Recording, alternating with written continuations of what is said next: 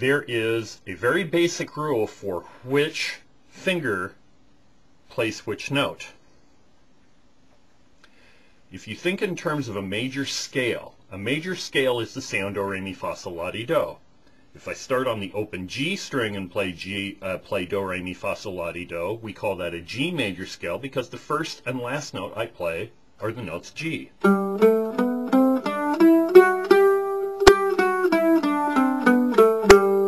That sound do, re, mi, fa, sol, la, ti, do is called a major scale. Because I'm starting and ending on G, it's called a G major scale.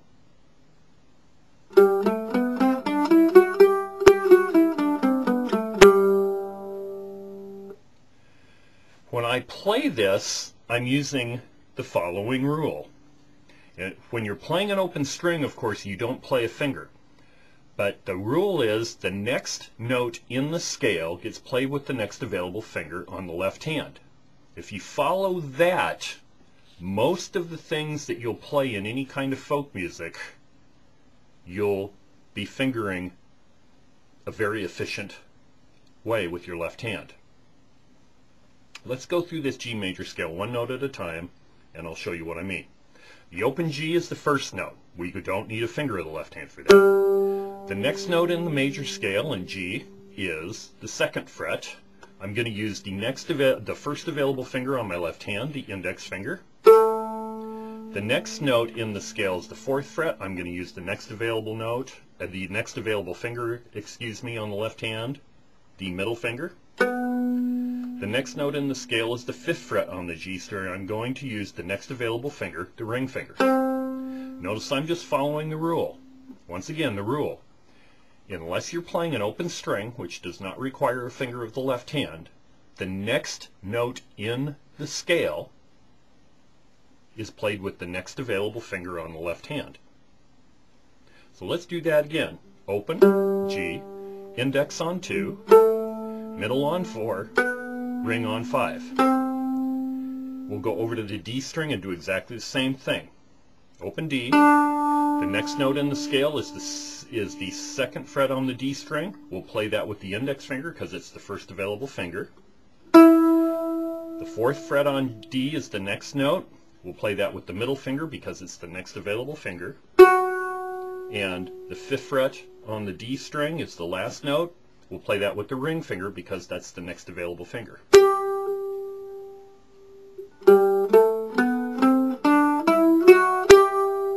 Open, index, middle, ring, open, index, middle, ring.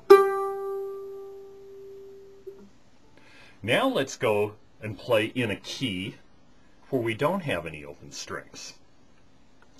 I'm going to start with the index finger on the 4th fret of the D string, and we're going to play a G flat major scale.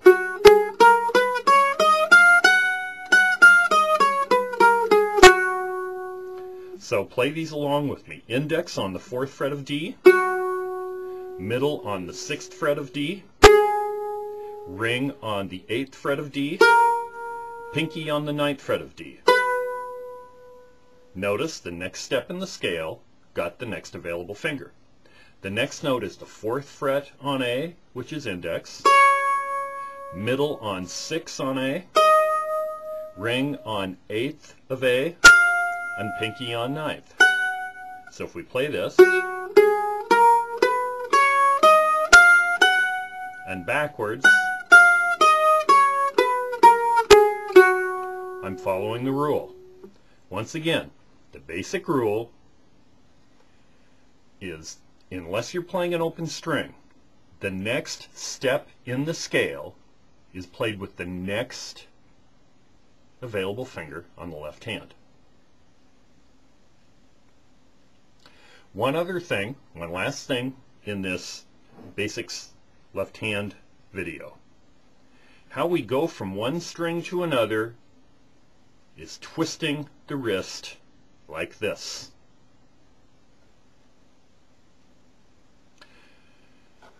I like to think, and I like to tell students in the beginning, think of where your pinky joins the palm of the hand. When you hold your instrument in normal playing position like this with your left hand,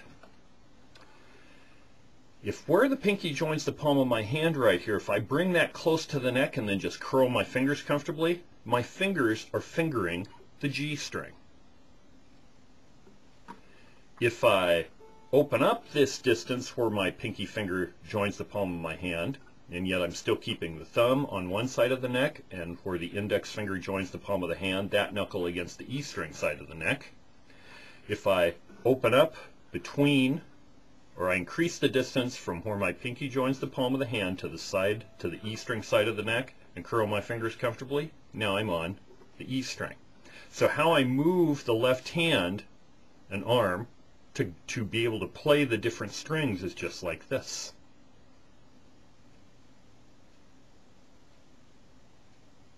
One other thing that you may be interested in looking at is the pinky exercises video, which is the last in this Mandolin Basics video series. That'll be video number 5.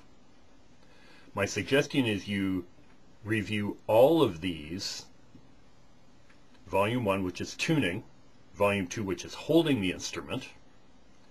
Volume 3, which is the basics of how the right hand works. And Volume 4, the basics of how the left hand works. And then, when you start playing the pinky finger, check out video 5, the basics of how the pinky works.